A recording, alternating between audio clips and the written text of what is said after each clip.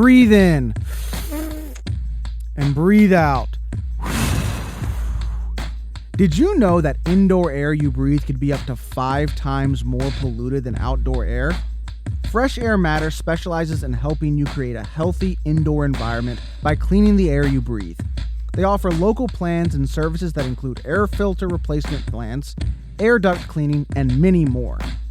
Go to freshairmatters.com, call or text 469-469-1852 to learn more about cleaning your indoor air. That's freshairmatters.com or 469-469-1852. Tell Steven you heard about Fresh Air Matters from the Back in the Day podcast to receive a special discount on air duct cleaning, air purifiers, and more. Again, tell him that you heard about it from Back in the Day podcast. Welcome to this week's episode. On this episode, we have former comedian turned podcaster turned minister, Zach Rippey. Zach and I go back, man. I used to do shows with him 3 or 4 years ago, and since then he's kind of changed his direction in life. So we talk about that. We talk about what kind of led to his change.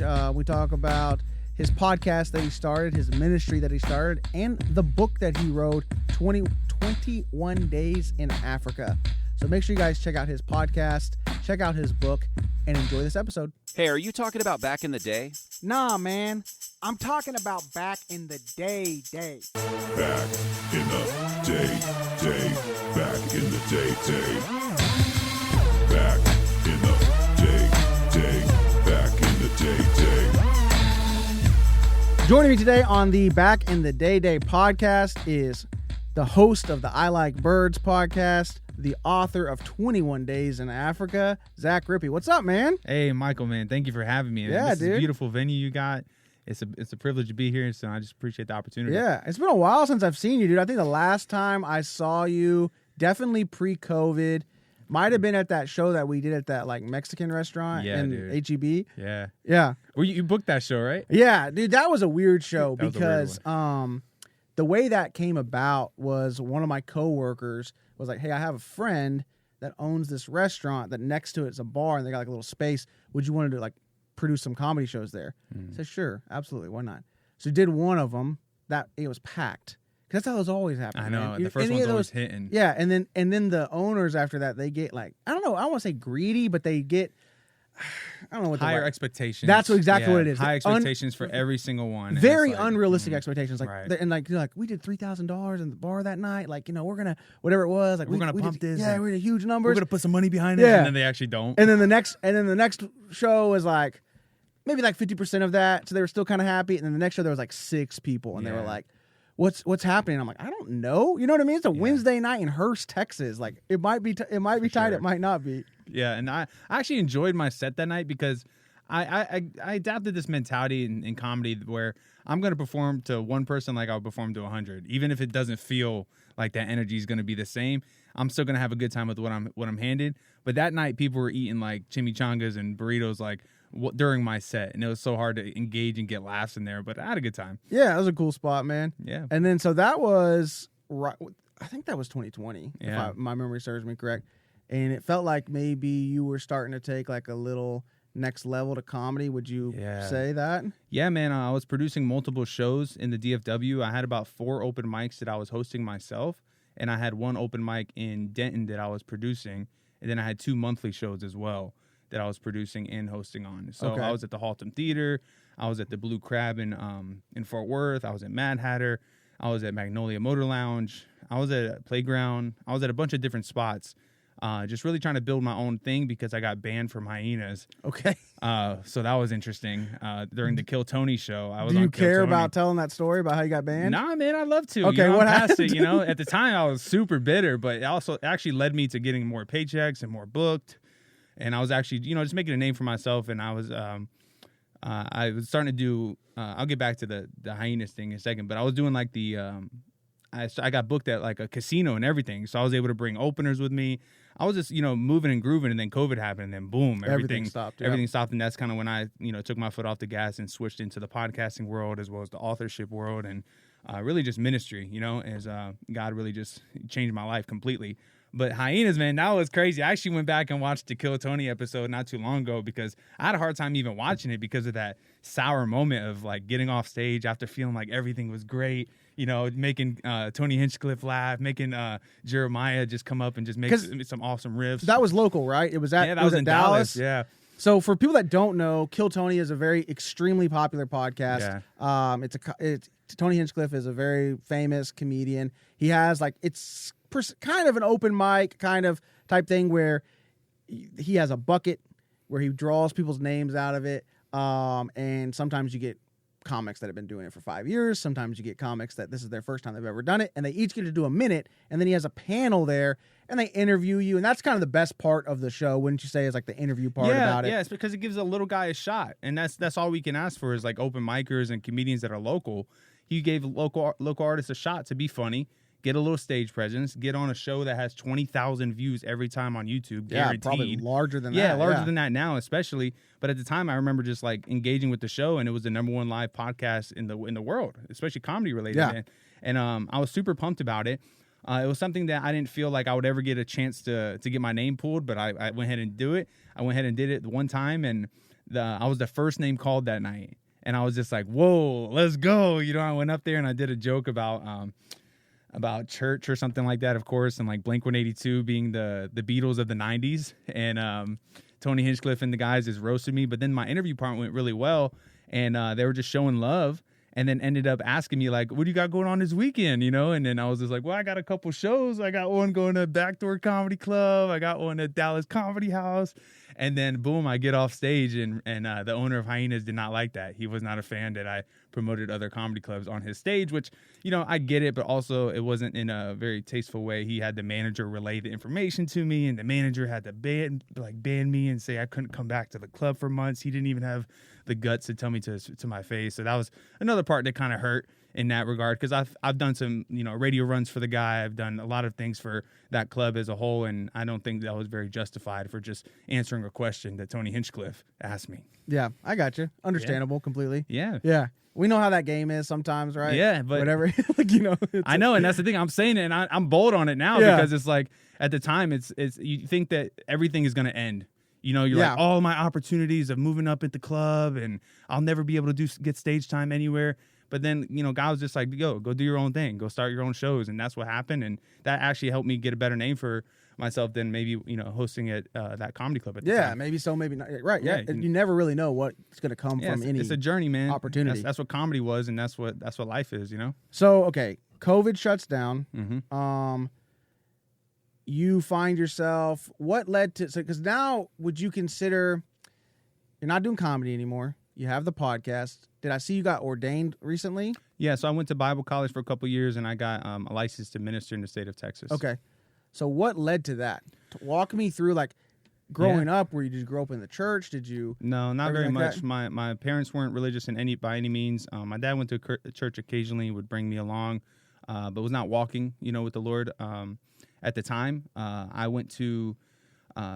got invited to church when I was 19 years old, maybe 20 years old, from a girl at Outback Steakhouse. I used to work there, and I had my son Noah at the time. I was a young dad, a single dad, and they invited me, and then I went with him. And I wanted him to grow up in a good church, you know, and grow up with, you know, godly principles and stuff like that. It's like I believed in God, I believed in the message, but I almost didn't have a relationship with Jesus at the time. I was just kind of, you know, idealism. I think so, therefore he is, you know. And, you know, I was bringing my son there, and my son actually was really gravitating towards the teacher that was in the classroom. And I noticed I would pick him up after service, and he would be in her arms. And I was like scoping her out. I was like, yo, she looked kind of good holding my son right there, you know? So I ended up asking her on a date, and long story short, she ended up becoming my wife. And we moved to Texas. And we started going to a church, and I started really liking it, started bringing a journal with me, started writing down what the pastor was saying. I was like, yo, I could really connect with this. And then 2020 happened, and then boom, everything was shut down. And then I read the Gospel of John, which was basically the heart of Jesus, is Jesus' best friend. And I started just really feeling like, for the first time ever, like, yo, Jesus is real. Like the power is here. The Holy Spirit is real. And just like the truth of what Jesus was saying was just really resonating with me, so much so to the fact where I felt led to walk away from stand-up comedy and be a voice for him instead. Gotcha. That's cool, man. And then so it's just been kind of taken off since then, and that led to you doing the podcast, everything like that. Talk to me about what your podcast is. I Like Birds. First of all, where'd you come with the name? Yeah. Well, I Like Birds was a multifaceted kind of a name aspect of it. It was we were during COVID. It was lockdowns. We were locked inside our house, couldn't really go anywhere, and the birds were free. So a lot of times I would go outside to, honestly, like pray, clear my head, just enjoy God's creation and nature. And I would just see the birds, rolling around. And I just started saying to myself, man, I like birds, bro. I like birds. I just kept saying it over and over again. And then the Lord was just like, gave me like a little slogan, like I like the Bible and I like words. So I like birds, and put them together. And then also, if you've ever read the gospel, you know that that Jesus Christ, when he was baptized, was actually a dove came on him in the representation of the Holy Spirit, and it laid on him. And so it's basically including the Holy Spirit into my podcast and stuff. So I wanted to just call it I Like Birds, and it's really resonated since. And when I go to like a coffee shop or something, I'll have like a shirt that says it, and people be like, I like birds too. And then next thing you know, opens up a door for convo. Boom, I tell them about the podcast, and next thing you know, people are tuning in and being a fan. Yeah, that's cool, man. And you've been out for what, about 3 years now? Yeah, about 3.5 years. And it's just really been great, man. It's been something that I thought 4 people would listen. Honestly, I was like, I don't know much about God. I read like 2 books in the Bible at that time when I started launching it. But those 2, the Lord didn't tell me like, oh, you need to know everything. Just tell them what you do know. And I think that's valuable for a lot of people. Yeah, and I've listened to some of your beginning episodes and then some of your more recent ones, and I think, if you can correct me if I'm wrong, but my memory serves me that, if it serves me well, that at the very beginning you talk about like, this is going to be like, y'all follow around my journey of learning more about the Bible, and you guys can follow along with me, right? Exactly. I'm not here to be an expert. I'm just telling you what I know so far. Yeah. And I might mess up. I might yeah, for sure, bro. Like I might mispronunciations 100%. like, or whatever, and we'll go from there. Yeah. Right? And so do you feel like it's really like, have you had any people that listened from the beginning that have like their journey into their knowledge of the Bible has grown a lot since that? Yeah, man, it's been crazy, the stories I hear, man, and the DMs I get from people that go all the way back, even now, still to this day, they go back to episode 1 and they're on the journey with me, and it's almost it's interesting because a lot of people are where they're at was where I was at in the beginning. Mm-hmm. And then they start growing in this way of like, wow, there's so much truth here. There's so much, I didn't know this about scripture. Like, I don't really like reading the word, but that's why Paul says that faith comes by hearing in the book of Romans. And it's like, that's why I felt so called that like the gospel has to transcend. It can't just be forever. It can forever be, just a word, but as we're moving into the digital age, the gospel has to go there too. It has to go in the podcast, has to go on the speeches, on the even the show The Chosen right now is taken off in the media space because people have a hunger for spiritual truth, and I've been able to see people experiencing salvation, which means they accept Jesus, and then next thing you know, they're transformed. I had a listener the other day message me that him and his fiance just got baptized, and I go on Instagram and I see them getting baptized, and they became like followers of Christ through the show. So it's just powerful stuff, man, and deliverance is happening, and just reconciled relationships with people and whatnot, just through the means of people growing while I'm growing. It's crazy. Yeah, that's cool, man. And it's fun to watch that too, because I kind of feel like to me it's always interesting, like when you go to a church or you meet people at churches, they kind of usually have the same 1 or 2 stories. Mm-hmm. Like they either, if they're still going to church now in their 20s, their 30s, their 40s, whatever, they grew up going to church. Their parents made them go to church 2-3 times a week, whatever, right? That's my life. We went to church twice on Sunday and on Wednesdays. That's a lot. A lot, yeah. Not always twice on Sundays, but as we got older, we did, and we always went on Wednesday too. So it was like, missing church was like vacation. It was only when we were on vacation. Did you like that, or did you not like that? Do you like it now? I didn't hate it. Okay. I didn't have a problem with it. It was also, for some years, it was a lot of fun. Like I had like my church friends and stuff like that. So that was a lot of fun. I honestly don't go to church very often now. A lot less. The last 4 or 5 years, I've probably gone like 10 times. So don't go to, maybe even less than that. I don't go to church that often anymore. Do you feel like you have a good foundation of the gospel and like the scriptures and your faith? Yeah. And no, I think my faith has been, I wouldn't say like, my faith hasn't changed. My faith in the church has changed. In the church has changed. For sure, dude. So I understand that. I think that and you're not supposed to have your faith in man, right? You're supposed to have your faith. I don't have any problem with Jesus. Like, we're cool. But like the people that are leading it, it just like, I feel like there's a lot of like picking and choosing which sins we're going to persecute, picking and choosing which ones we're going to like really go after, because I feel like sometimes, as not all churches, but like there's a lot of churches out there that they go after the sin to talk about that does not affect them. Right? Like, it's easy to do that. You know what I mean? Yeah. Like, we're gonna talk about I'm not gonna say which ones. I don't want to, like, the plastic. Right? We're gonna talk about X, Y, and Z, but we're not gonna say nothing about this one because I struggle with that. Like, you know what I mean? Like, we're not gonna say anything about that. We might say it a little bit, but we're gonna pick it the other ones, right? And so I guess maybe some of that kind of has played into kind of what. And the church that I grew up in was very legalistic. That's to where, you know, and a lot of times churches. That's where they lose people, because that's not what Jesus was here for. He came to make new wine, a new covenant, a new relationship with him. He came to break off that spirit of religion. Even when he had that conversation with Nicodemus in John 3, he's over here, you know, kind of sharing the things that are so profound to the religious leader. He can't even physically understand it. He can't even understand earthly things. So how can he understand heavenly things? And that's why that's why I really feel called to do this ministry, is because I feel like I'm able to break that bridge of people's experiences with the church versus experiences with Jesus, and making sure that they don't associate the two as being the same. Yeah.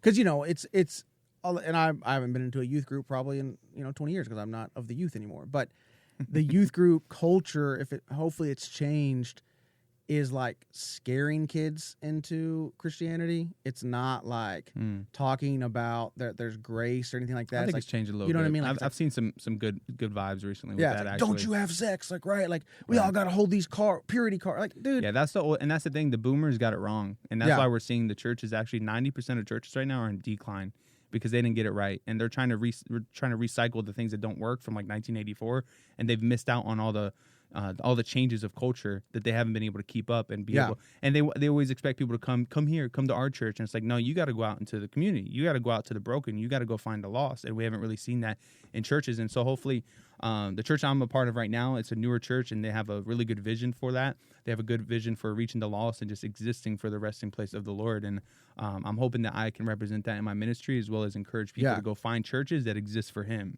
Did you ever grow up? Did you go to youth group or anything growing up at all? I went to a couple of things like that. I had a friend named Gilbert. His mom used to bring me along with that.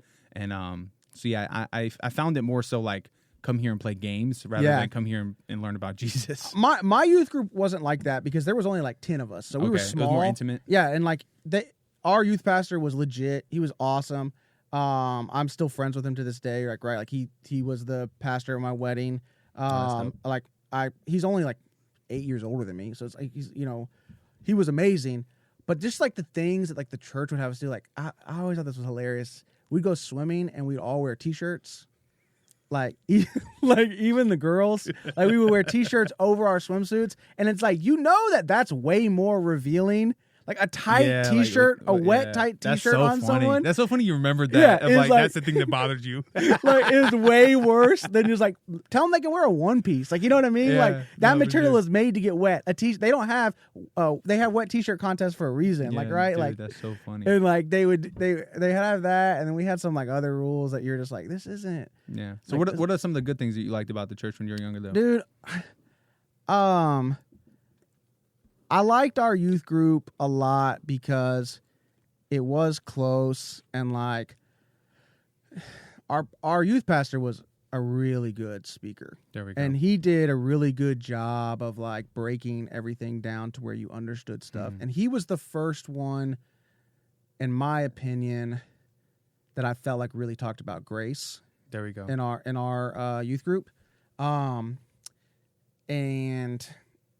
he had a lot of things that he had to overcome, where I felt like a lot of times, and obviously I'm 14 years old, so it's not like I can like really like decipher a lot of stuff, but I felt like since he had kind of a hard upbringing, he brought everything from like a different angle than everything else I'd ever heard, where it was like, the people that were preaching before, they weren't part of the class that was, brought down. Right. You know, Like they didn't have like you they like- weren't repressed. Like, you know what I Right. mean? And it's just like, And I think that's where life experience comes in so much like in hand. And that's why even if you look in the Bible, it's like Paul was like the chief of sinners. Like he killed Christians and he was like persecuting them. And yet he was the one that like wrote 13 epistles and started 14 churches and the one that gave us like our doctrine in the book of Romans. You know what I mean? It's like God will use like the worst of the worst to tell his story for his glory. You know what I mean? Well, it's because it's like real people. Right. It's kind of like how I get real frustrated, like with our education system, that you have like people, and I've gone on a tangent a lot on this podcast. What about our education system? That like you have people for them. There's some really good teachers out there, and it's not usually their fault that the school system sucks. But you have people that they went to elementary school, then they went to middle school, then they went to high school, then they went to college for 4 years to learn how to be a teacher. Then they go back and become a teacher. They're a teacher for 5 years. Then they get their master's. They're a principal, right? And then they're a principal for a while. Now they're on the school board that are in charge of trying to teach everybody how the real world works, but they never left school. Yeah, dude, that's so true. You know what I mean? And so Yeah. that's kind of the same thing too, like sometimes with the church, like where it's like, okay, I've been to Bible study my You're in a entire bubble. life. You've never left in a that bubble. dude. And it's like, I want to hear more from someone that's actually had to lean on their relationship. But the You know Lord, what I yeah. mean? Like not just this fluff of everything like Yeah, that. And that's where you good. get sometimes with a lot of places. But I've had good experiences at churches. You know, I've had some bad ones. One of the most common reasons for poor indoor air quality and HVAC malfunction is restricted airflow and poor air circulation caused by the failure to replace the air filters. When was the last time you replaced your air filters? Do you own rental property? Are you tired of climbing into your attic to replace your air filters? With Fresh Air Matters air filter replacement plans, you won't have to worry about replacing your air filters again. They provide the filters, they replace them for you, and they clean your return vents on the same day, same time, every 30 to 90 days. Go to freshairmatters.com or contact Steven at 469-469-1852 to schedule your air filter replacements plan or any other local IAQ services. I think we all have. Yeah, and right? I think there's a remnant going on. I think there's a big move of God happening right now, like in real time. There's a spiritual war happening in our culture, you know, that's around. I'm sure you can kind of identify like where that's at and like what's happening, where it's like that shouldn't be this way, you know. And it's like the church is kind of in the position right now where we need to rise up and we need to stand on like the word of God and be able to represent that like in our character and like let the fruit of our lives be the sermon, you know, instead of like bringing people to church like, oh, you should go to this church. It's like, no, we are the church. We are the body of Christ, you know. So it's like if I'm not out evangelizing and wearing the jersey of Christ and I'm not representing his kingdom, then therefore the church is going to look weak on not just the building but as a whole. Yeah. And I think we're starting to see like a rise up of believers to actually like, you know, represent Christ in a way that is attractive again, be salt and light, you know? Yeah, absolutely. All right, so you grew up in Florida, right? I did. Okay. What part of Florida did you grow up in? So I was born in Miami and I lived in Fort Lauderdale area until I was 14. And then I moved to Tampa when I was 14. So I did high school in Tampa area. Okay. Did you play sports growing up? I played sports in high school, yeah. Okay. I was on the basketball team for sophomore year, junior year, and senior year. What position did you play? I played point forward, kind of like Draymond Green. Okay. I like that Yep. analogy. Or like the old Tony Kukoc. Or Yeah, like, a little bit, a little swag, a yeah, little assists, you know, a little rebounds, a little blocks and steals, but like 2 points a game. Yeah. You know what I mean? Like missing free throws all the time. Yeah. You know what I mean? Like Someone one day was like, we were talking about something because I grew up in the 90s. So my youth basketball career was like when the Bulls were winning the second three-peat. nice, dude. And my team was Jealous. so good, and we were so cocky, and we thought we acted like we were the Bulls, like, you know, like we Yeah, we were dude, such that's jerks. fun. Who were you on the team? I was like, I was Rodman with an outside shot. Hey, Like, I was, let's go. give me some With rebounds, the elbow jumper. yeah, you know, or whatever. But so grew up in Florida. Yeah. Did you move to Texas for the wife? Yeah, my wife, her family was from here, and then also I was doing comedy at Side Splitters in Tampa, and I saw we only had we had Side Splitters in the Improv and like very little amount of mics, and I started to see and doing some research. I was like, DFW was like where it was at for comedy as far as like being able to hit multiple mics in a night, as well as just the opportunities. There was like 7 clubs out here when I first moved here, and I was like, well, if I'm going to chase this stand-up comedy dream, I need my wife to have, like, people she can be around when I'm gone on the weekends, you know, especially if we have children together. and which that was the plan. So moving here was like chasing a dream, but also like giving my wife her dream of being closer to her family again. Because she's from the DFW Yep, area? she's from Mansfield area. Okay, that's and cool, I man. met her in Florida. She was actually, she just wanted to live in another state. She went with her best friend to move down there. Her best friend was from there, so she just wanted to live in a different state by herself for a couple years, and that's when I met her, and then she scooped me on back to Texas. But I wanted to come. Like, it was something that the Lord was just like, you should move here, you know? And I was like, let's go. So what were you like growing up? Were you oh my gosh, like a class clown? Were you Class clown. loud and, you know, whatever? Class clown 100%. I loved to make people laugh. Like, I would get in trouble often because of that.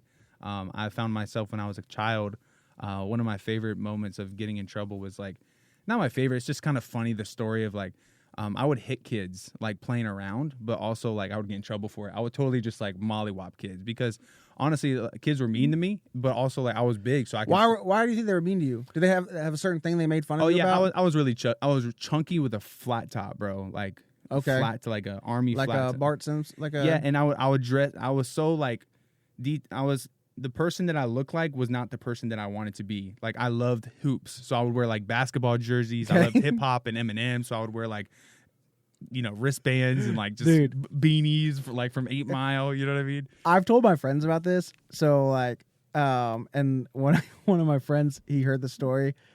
He's a college buddy of mine, so didn't know me in middle school. And I told him, I was like, in like 6th grade, I was like, kind of thought I was black. Like I was like, dude. I was like, I listened to like, I was like, but I didn't, but I was like, I had like an and one baseball jersey, Bro. a FUBU shirt, Yes. a couple FUBU shirts. I was like, I think because we played so much basketball. Right. It's part of the culture. And I was like, and I had like this one CD that I didn't even like, but I listened to it because I thought I had to. Yeah. It was, That's too funny, dude. like, it was like ridiculous. So Same boat, did dude. kids make fun of you? Yeah, like I was getting I don't want to say bullied. I think that's such like a soft way to put it. I was just, you know, it was just Fort Lauderdale. You know what I mean? You're just like, kids would roast you and make fun of you, and then you would hit them back. And I'll never forget. I was young at this time, but I couldn't stop hitting kids. Like, it was like a problem. My dad actually ended up taking me to a jail cell and like had me sit in a jail cell and kind of tell me like, if you keep hitting kids, you're going to end up in this jail cell. And it was just kind of ironic because my dad at the time was also like deeply into heavy narcotic usage, so it was just ironic he would even show up at a police station to like teach me a lesson. Did you know that? I didn't know that at the time. But you knew when you But as I got older, I started looking back on the story because like I was thinking about this the other day, and I was just like, I can't believe he took me to jail cell. Like, how bold and risky is that? Like, this dude is out here like doing crimes to get his hand on a dime. You know what I mean? And he's out here bringing me to a jail cell. So I love you, Dad, if you heard this, but.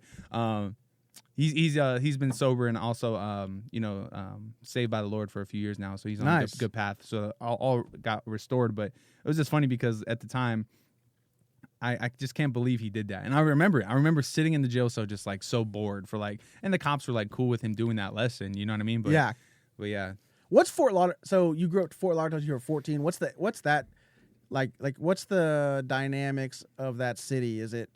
Yeah, so it's because it's like really close to Miami, but not Miami. You get a lot of the trickle effect of like, you know, the like Latino, Cuban. It's a really melting pot, man. You get everybody, Dominican, Black. Like, so I grew up in a neighborhood where I was like maybe one of, no, I don't want to say one of two, but like one of the few white boys. You know, there's a lot of Spanish kids, there's a lot of Black kids. You know, it was everybody. You know, so when we're out, we're playing ball, we're playing football. We're egging houses, you know, we're doing all sorts of things. Yeah, absolutely. Man, I love that. I love that you're like, you know, I play basketball, so of course I was wearing jerseys. Yeah, I was wearing jerseys, bro. I was literally, I'm telling you, I would have every album. I had every Eminem album. I was listening to G Unit and like The Game and 50 Cent. I grew up on so much hip hop to the point where it was like I wanted to be a rapper. You know, I would write bars. Like, well, dude, my friends and I listened to a lot of rap too, but lived in extremely suburban area, like, you know, like way too suburban, like to the point to where it's like our parents, we all got cars when we were 16. Oh, Like, you know, wow. like Yeah. it's like, Yeah, you went to like Oklahoma University. yeah, I right? went to like, OU. bro, Our life was so easy. Yeah, like Both you our- got like know, acceptance letters our, in the mail. Our parents are married, you know, like one Christmas, you know, all that stuff. Like, You blessed, bro. nothing about our life is hard. We're going. The only thing in the heart, you're like, I had to wear a T-shirt in the pool Yeah, at church oh, once. man, that sucks. Mom and Dad made us fly coach, you know. This is nonsense. Yeah, very easy life. Nothing hard about it. And I just remember listening to like the hardest imminent, like, you know, just like this deep. Mm-hmm. This man's been The through way so I am, much. cleaning Yeah, out my yeah, closet. clean out my closet. Don't you know Dude. who I am, Mom? Yeah. White America up in here, you know. Like, Exactly, dude. It makes you hate your parents for Yeah, some reason. for some You're like, reason. Yeah, just through him. yeah, and everyone, my parents like, we just took you to Cancun. Like, Yeah, what are you like, talking about? Life is good. We come to all your events. We request off to go to your games. I was up till 1 a.m. doing homework with you. What are you talking about? Oh, that's good. You got a good upbringing though, bro. Do you feel like your parents helped you because of their like goodness? They helped you cultivate that relationship with your own kids and like knowing how to raise them right. Absolutely, dude. My parents were amazing parents. That's so good. Dude. So I mean that makes a big difference, right? Like yeah. you see your parents. My parents are so giving, right? Like just so giving to me. Like it makes me want to give. Like just makes you want to give to anybody you can, right? Like that's a huge. Them being the parents that they were, like how they were, like just so gracious to me and my sister. Like, I mean, I just want to give to everybody. Do you know feel what I like besides the like when we take the church out of the equation, do you feel like they were a good representation of God to you? Oh yeah, for sure. My dad is from Iran. So up until We're allies. up until man, Right? dang. America and Iran are allies? Or are they no, not allies? at all. That's the opposite? Oh, 100% opposite. Whoops. Yeah, yeah. there was a whole hostage situation in the 70s, right before he came, like right after Really? he came. Yeah, All right, whole well, thing. I Yeah, repent. I rebuke that. Yeah, I take that back. but he's cool. So he, My dad's cool though. but he grew up in like the Muslim church, but was not Muslim. So, so my mom's the one that took us to church all the time. But it was always very important for my dad that we went to church. He didn't come with us, but it was always like I always try to get my dad to like let me like stay home on a Sunday. He's like, no, you gotta go to church, dude. And so it was always very important that we went with my mom to church. And then up What did he do? until like I don't know what he did while we were gone. Mow the lawn or something? Mow the lawn. My dad's yard still to this day the best yard in Carrollton. Like it's He legit. was definitely mowing the lawn. Yeah, he's mowing the lawn, doing whatever he wants. I don't know. He's why. like, God gave me this grass. Yeah, cut. yeah. Y'all I gotta go do to this. church. Yeah, but I would say probably 2012, 2013. He started going to church with my mom and has not missed since. Wow. Like every day he goes there. He leads the Bible study at their church. Like, so Dang. you know, I you love never it. know. So, That's good, dude. what was it like? What were your upbringing like?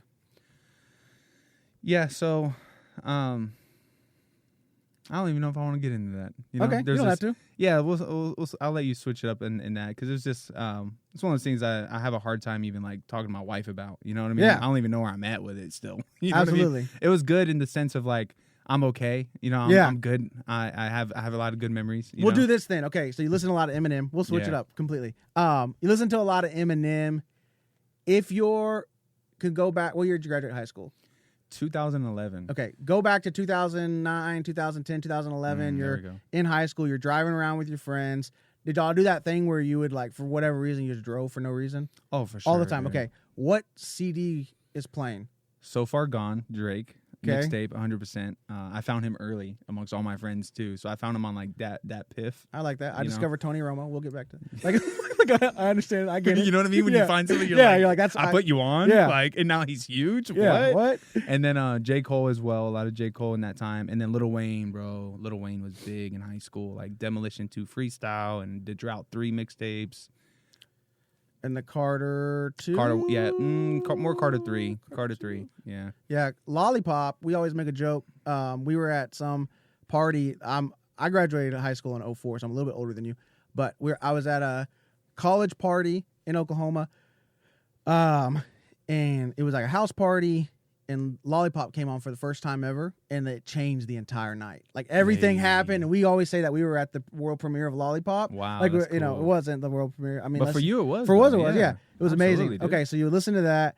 What Did you listen to any other music besides hip hop music? Because I feel like my music taste was weird, dude. I listened to a lot of hip hop and a lot of emo music. Emo? Yeah, like I mean, just like I don't like my. What you mean emo? Like I was listening to like Dashboard Confessional. Do you know who that is? No, I don't. Okay, they're sad. Those dudes stay sad. They're sad right now. Even if they like, even if they're Rangers fans, they're sad right now. Like they've never been happy.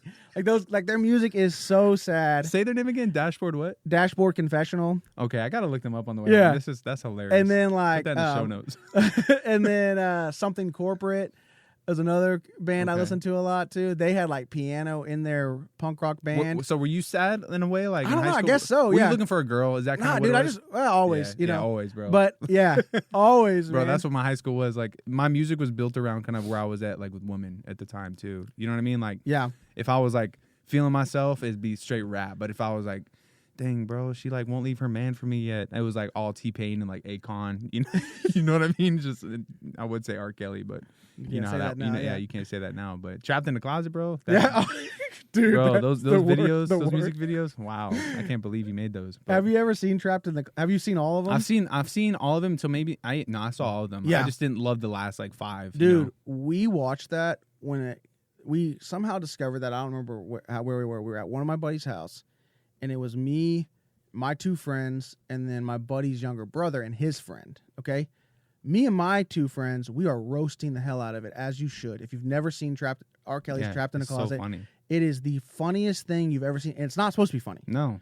But his brothers are like, oh, his brother and his friend are like, oh my god, like they like hyping it up. like that was their target audience. Like that's who R. Kelly wrote that for. He wrote that for them because he wanted that expression. He wanted that reaction. And and then like when the midget comes out, and then oh my god, out of the cabinet, right? Yeah, The oh kitchen my cabinet? god, a Yeah. midget. Like, Yeah, like, yeah. But the fact, because I didn't even know he was like, because it was kind of comical, you know, like I didn't know he was like even had a comical vibe to him, and then. But you do know, you think he was trying? I don't don't think think he was he trying? was. No, I think it was I mean, he's like, and I put out that Beretta, you know, like, right? Like I think he was being. he's being so serious. Yeah. Like, wow, that's what makes it funny then. Yeah. That makes it even funnier. And then she's like, The Rosie the nosy neighbor, remember that yeah, one? Yeah. And then he's like, I'm gonna open that cabinet. She's like, don't you open that cabinet? Yeah, like it's like, it's not Yeah, even- we need something like that again though. Like, you know, we need a run back of something like that. who was? I think South Park made fun of it, Yeah. if I remember. Or Chappelle Show, one of the two. Chappelle made fun of him Yeah. peeing. Urinating. Yeah. Yeah, and he did the doo-doo butter, and yeah. So Chappelle, man, that show was. Have you seen ridiculous. Ralph's new special? I watched the first 15 minutes of it so far. Okay, Have you nice. seen it all? I got 10 minutes left of it because I put it on before bed and stuff. The first 2 nights it was out, and yeah, man, it is that boy's smooth with it, bro. I just want to give Ralph some love because I know we got a lot of DFW comics that listen to this, and man, he stepped it up, man, and I'm very proud of him. Yeah, awesome. You guys should recognize Ralph. He was on season 2.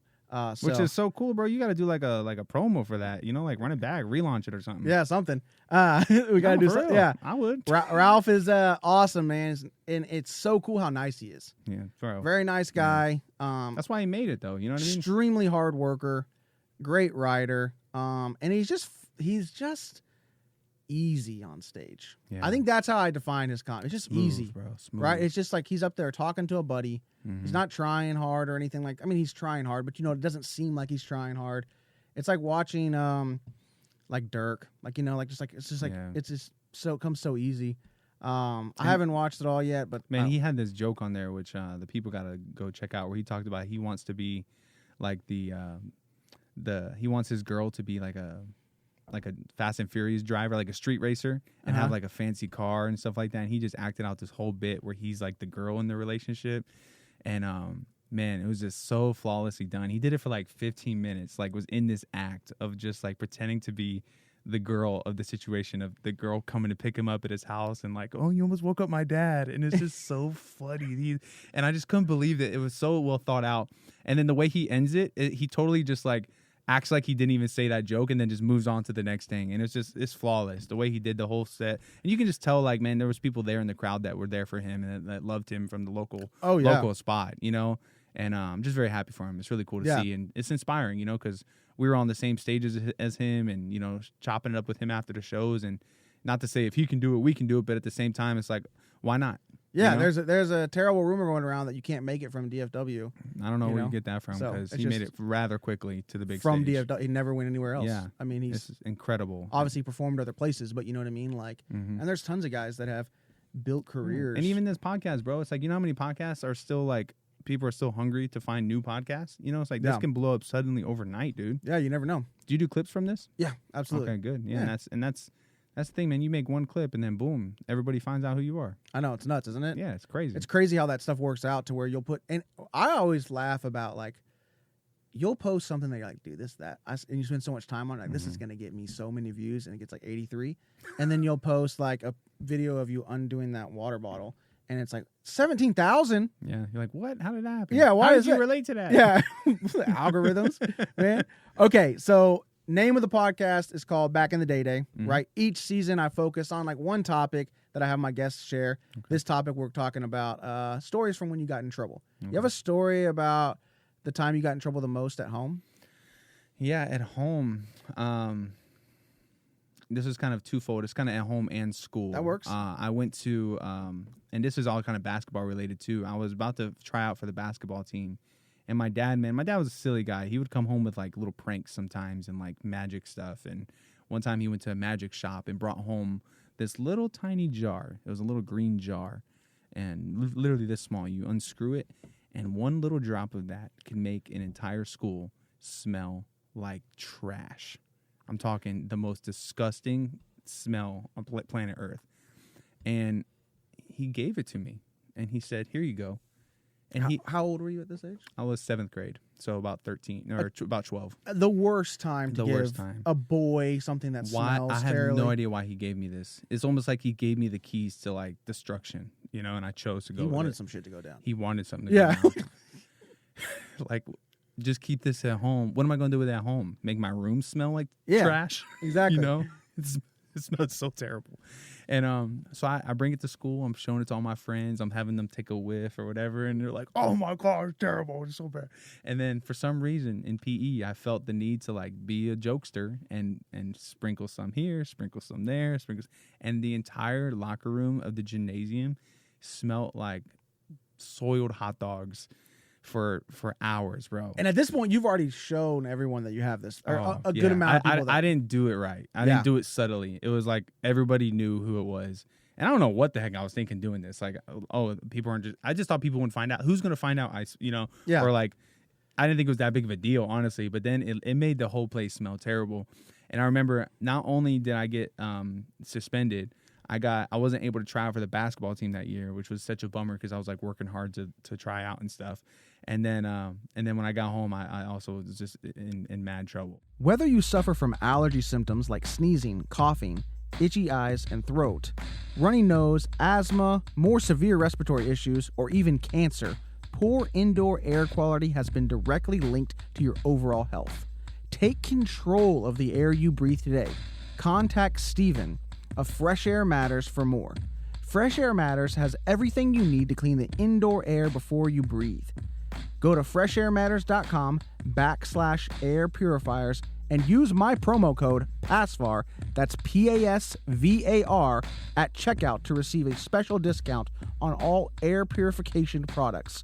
Go to freshairmatters.com or call or text at 469-469-1852.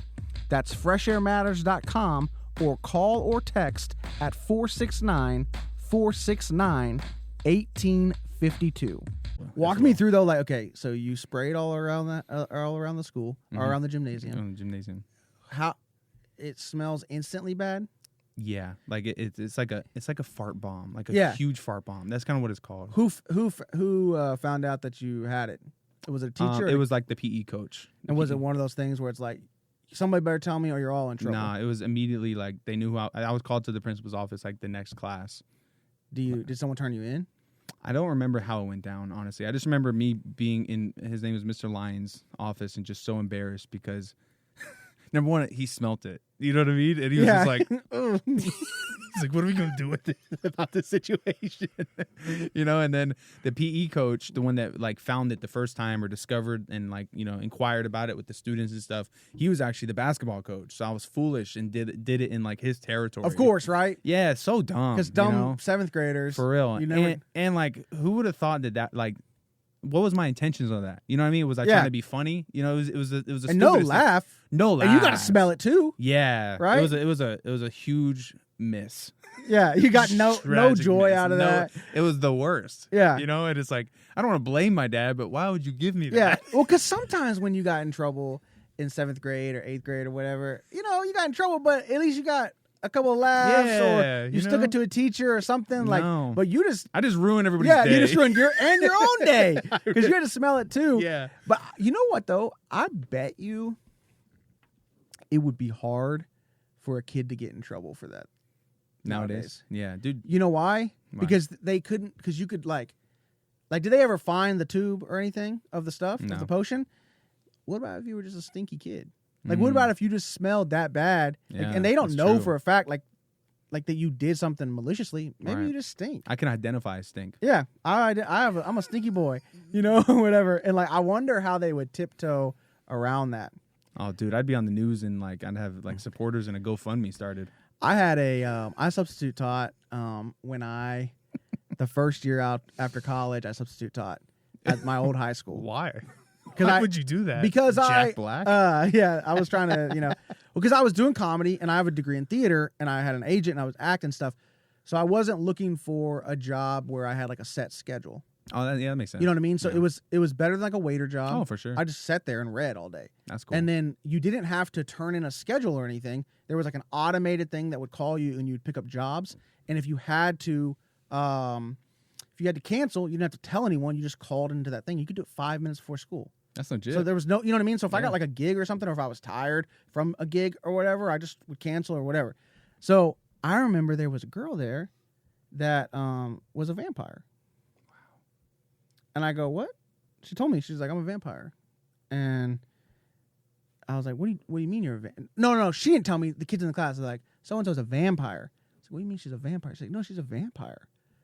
I was like, okay, funny. I was like, nah, and they're like, nah, bro, she thinks she's a vampire. And her boyfriend she will like cut her, like he will cut his finger and put it in something and she'll drink it. And like, so in 2009, I was like, that's crazy. Now I was talking to some other teacher. She's like, yeah, I got about like 4 vampires. I have a cat. I got a couple of stuff. So I don't think you would have gotten in trouble for the stink. Okay. So you get suspended. Yeah. And then you go home. What happens when you get home? See, man, my memory's a little janky. I wish I would over embellish and be like, my dad took the belt out on me. I just don't remember. Yeah. I do remember one of my punishments though. This is kind of funny. Maybe it's not that one, but I remember when I was probably a little bit younger than that, I got in trouble for moving around a lot in the after school program. Like I couldn't sit still, and like when we're supposed to be sitting on the ground. So my dad had me like crawl from like one side of the house to the other side of the house, back and forth, because I didn't want to stay still at school. So he's like, all right, you don't have to stay still at home too. So that was a punishment I got one day. It was just crawling around the house. Yeah. So, and then, obviously, I've had the belt a couple times and all that. But as far as like trouble with the house, like nothing ever was like too serious that was like, where you got something. Yeah, where it's like I'm grounded for like months on end or something terrible like that, So he realized he gave me the stink bomb. He's like that. He's like, you're an idiot. You know what I mean? Like my honestly my punishment at school was enough. You know what I mean? Yeah, like, absolutely. They threw the book at me for that, and I was like, bro, I mean, I'm a class clown, but like I think that's a little suspended me, and I couldn't try for basketball. Like that's a little over the top, right? Because that's they just didn't want me getting buckets. That's what it is. They didn't want Drake. They didn't want white man getting buckets. They didn't want bro. the white Trying Draymond. to keep the white man down, dude. They didn't want the white Draymond on their team. They didn't want the straight white man succeeding, bro. Just like nowadays. So you go and you were saying earlier that you would get in trouble a lot for hitting kids, and we didn't get into that. Were you just like punching, like were you man. like? Bro, I fought so much. I fought so much as a kid that I had this pinky right here was broken 3 times from hitting people like with this. Because, bro, like people would like start beef with me for everything on the bus, in the neighborhood, at school. I could not catch a break. I'm the type of person, and probably there's a lot of DFW comedians that would testify to this. I'm the type of person that when you meet me, you most likely won't like me right away. Okay. There's just something about me. It's just a strong personality. I don't know what it is. Bad first impression. Bad first impression, bro. You know, and that was BC. That might have been before Christ, for sure. Because I haven't really experienced that too much recently. But at the same time, that's how I experienced all of grade school, middle school, and a little bit of high school as well. You know, so I fought people in high school, everywhere. You know, I fought this one kid in my neighborhood one time. We were playing football, and I went to go block him, but I blocked him hard, bro. I like shoved him like super hard because he didn't like me, and I was like, all right, you don't like me, I don't like you. Pushed him down. This guy got so mad, he got up, and then he started coming at me, and then I stuck him in the face, like boom. I hurt my pinky really bad, but I got his jaw pretty good. This dude went home and got a knife and started going, like, kitchen knife, walking through the neighborhood looking for me and all that, you know, and like the cops were called. This whole thing broke out because I hit him in the face, you know, but isn't that what you do when somebody comes at you? You know what I mean? Yeah, that's different than a knife. Yeah, and like buddy went and got a knife, you know, so I've been in situations Did he find like you? that. No, he didn't. I was at my house. It's like I wasn't hiding, you know, I was just at my house, and he was looking for me like in the neighborhood. And then I had people tell me like, oh, he's out there looking for you with a knife and stuff. And I'm like, I'm not going to go out there, you know? Yeah. Like I'm not going to go de-escalate. Yeah, you know? I had a kid pull a knife on me one time over by my house. We had a trampoline, and it wasn't like in a fence. And this kid was like, let me come jump on y'all's trampoline. I was like, nah, man, we're cool. Like, or whatever, you know, like, or whatever, we're about to leave or whatever. My parents won't like that or whatever. It's like, no, let me jump on your trampoline. And I was with another friend. And I was like, no, we're like about to leave or whatever. He was like, what about this? And he pulled a knife, and I was like, whoa. This ain't the movies, Jack. Relax. Easy. It's the Like, you trampoline. live in a gated community. Like, We're in the suburbs. yeah, bro, where'd you get that Chill. knife from? For real, dude. Are you in Boy Scouts or something? Dang, what do you think? Like, That's funny. it was like, and it was like it was Yeah. like a knife. And that's serious, bro. Like, you know, Yeah, like, you can- I don't like stuff like that. You know, it's that can, especially nowadays. You see like how things are with child violence and school shootings and all that. It's like, man, that's not nothing to play with. Well, and a knife is scary because it's like it's different It's more than aggressive than a gun. well, because you can't get to it. Like, you know what I mean? Yeah. You can do a lot of damage with it being so small and everything like that. It's not like you can it's knock barbaric. it out of their hand. It's more barbaric. It's Yeah, like, they can do you get up close to someone, you know. right. So, all right. So, you have any stories about getting in trouble with the law? I do, and this All right. one's probably my favorite one Okay, to cool. share with you. Man, like I was kind of sharing earlier, I went through a huge phase of egging houses and cars and just putting trash cans in the middle of the road. People stop and then they get out, and I egg their car when they move the trash can. Terrible stuff, you know. That was not a good season of life. It was a great season. It was a lot of fun actually, but Tons of fun. Tons of fun. Adrenaline, bro. I was an adrenaline junkie around high school age.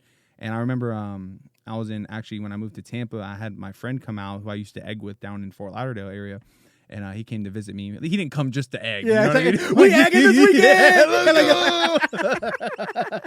I got Walmart gift cards. Yeah, You know? like, So, but how far are they apart? 4 hours, about 4 hours. Can you imagine like a 4-hour drive? He's just like the eggs are just getting like hotter and hotter in the car. He's like, man, I He's hope ready. these make it. Yeah, let me share actually a story about that because I went down to egg as well. I went down to see him in that same time period.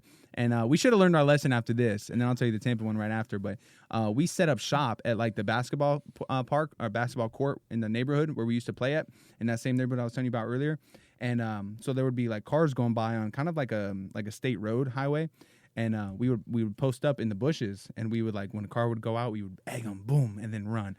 We would just do that like a cycle. Well, one night we were having a hard time hitting the cars. So were you guys just anonymously egging? Yeah, Like you weren't like egging. there was no targets. No. Oh man, If no matter what you drove, So you were getting smoked. it wasn't people that you knew. Nah. Oh. Is that bad? I pretty think that's bad. a little like It's horrible, it's not horrible, but it's a little school shooter. Like it's a little like There's You know, levels. There's levels. right. There's like it's like okay, I egged this dude because he was mean to me Mhm. or whatever. I mean, That's I what like I'm it though. saying. God's grace is sufficient because I'm still here right now and we're alive. All We're right, so okay you're to in sit Fort church. Lauderdale. I'm throwing the eggs with my whole crew from like the old days, you know, and this is when I lived in Tampa, so I drove back, like I would go Yeah, visit you and would- stuff. Yeah, I drove, you know, so and this was right around the time all our friends are getting cars too, so it got a little bit more like hot, you know, instead of us being on foot, we can like drive around in the egg, you know, so it's a whole different element. Drive by egging. Drive by egging, dude. It was fun. I got a bunch of egging stories. It's crazy. And so we're throwing them, and we're missing a lot. Missing a lot at first, but then we started hitting them. We started boom, boom, boom, and we hit this one guy. It was like in a silver silver like Nissan, like a fast one, going really really quick. We hit him, boom boom, and I think we all threw eggs at the same time and got him good. This dude popped the emergency brake, turned around, and came back and found like where we were. We started taking off running. We ran on foot. My boy Leo's car was parked like right by the basketball court. They somehow figured out that was our car and slashed all 4 of the tires of Leo's car. Oh. And it's so funny because on the way back to Leo's house in the neighborhood, we're like pushing the car, like pushing because tires. You just push it. That's all you can do, pushing the car. And we didn't forget, but we didn't realize this would come back to bite us. On the way to that spot, we were egging houses as we went. And then there was cops on the whole way back home, like at people's houses because their cars and houses got egged. And this guy with no shirt on was like, saw us with our car. Oh, and here's the thing too. The people found the eggs because we stored them like by the basketball court. They found the eggs and then they egged all of Leo's car. So Leo's car had nothing but eggs on it and 4 tires. But then when we were on the way back and we saw the cops and we saw that guy that we egged, he had like a black Durango. And he's like outside, like with no shirt on. Which one of y'all egged my Durango? Which one of y'all egged my Durango? And I'm like, we got egged too, sir. Yeah, we got egged. Look at our car. Yeah. We got egged. We were the victim. And it was just so like, boom, boom, boom, boom, boom, boom, heart pumping so fast. And then you would think we learned our lesson. No. Well, let's hold on. Yeah, you want to pause there? In we'll a pause there. way, Yeah. You guys were the victims in a way. Because, yes, you started with the egging. We started the but war. The We didn't end the dude war. slashed his tires. Like that's a whole nother level. I felt so bad for Leo. He did not deserve that. Egging, someone eggs your car, you go to a car wash, it's Yeah. over with. Someone slashes all 4 of your All tires. 4 That's an tires. $800 expense. And you know how hard it is to slash tires? Like, what kind of professionals are we dealing with here? Like, what kind of knife did they have? They're probably that one the trampoline Yeah, kid? the trampoline kid. That's probably it. He probably had a switchblade on him. He moved to Fort Lauderdale. For real, dude. Had all that rage. I never got to jump it out. I couldn't believe it because I've tried to see if you can do that, and you that's hard. It's not easy to slash a tire. Yeah, try it. Okay, so he comes to Miami to egg. Yes. Right. So yeah, I was in Fort Lauderdale to egg, and then my buddy Mikey, he's my best friend. He came up to visit me, and he's friends with all my new friends in Tampa now. Like we're all boys, we're all egging, doing the thing. Now I have a car, and we went to this neighborhood that I used to play basketball in. Ironically, a basketball court got involved again, and it's like a little tucked away hill. And we're trying to hit cars as they go by, but we're like at this like slope. So we're having a hard time like throwing them up to hit the cars, and we just kept missing. We were like bums that night, bro. Like completely like no adrenaline pumped, nothing. So I was like, we're walking back to our car, just kind of bummed because we didn't hit anything. And then as soon as we walk by, I look and I see this house, and I'm like, you know what? I'm gonna get it. And I wind up, and I was thinking Randy Johnson tossed this egg to the top of the door window. You know how there's like a window above a door? Boom. And then my buddy Mikey goes, me too. And my buddy Mikey throws hard. This dude, like when we go to like the arcade, he throws like an 88 mile per hour fastball, and we win like all the tickets at like Dave & Buster's. This dude throws hard. He threw an egg so stinking hard. Boom. It sounded like a dang gunshot. That's how hard he hit it. And so we're laughing. We're running back to our car, but the exit is the opposite way of we're running. Uh-huh. So we're running to our car. And then my buddy loses his sandal, and then next thing you know, we turn around and we see this guy with boxers on, hairy chest, booking it, running towards us. Ooh, ooh, ooh, ooh. We jump in our car, so afraid, so scared. I had a water bottle that flung out of like my chair and went under my gas pedals or under my clutch of my automatic or my manual car, and I couldn't start the car because my clutch was under there, and I had to move the water bottle, and I finally start the car. I start to peel off. The guy like grabs onto the front of my car. He's hanging on to the front of my car while I'm driving, and then he finally jumps off or whatnot, and then I go flying over a speed bump. Boom! And then I had like a low suspension 1998 Honda Civic. My tire literally like felt like it was gonna bust. And then we finally get back to my house. Adrenaline. Me and Mikey, we get in the pool. We're just talking about the night, and then we egged FBI agent house. Oh my gosh! And they thought it was like an operation to like mess this guy's house up. It was they thought it was a targeted attack. Well, yeah, because he threw that thing so hard, right? He threw it so hard, dude. Yeah. I'm telling you, he threw it so hard, like he was mad at the dude, bro. It was so crazy. And then so we're over here like in in a bathing suits with shirts on. Yeah, just Got to keep it Christian. Yeah, you know got to what I keep mean? Christian in that house. And then my mom, comes and gets me. She's like, cops are here to see you. And I was like, huh?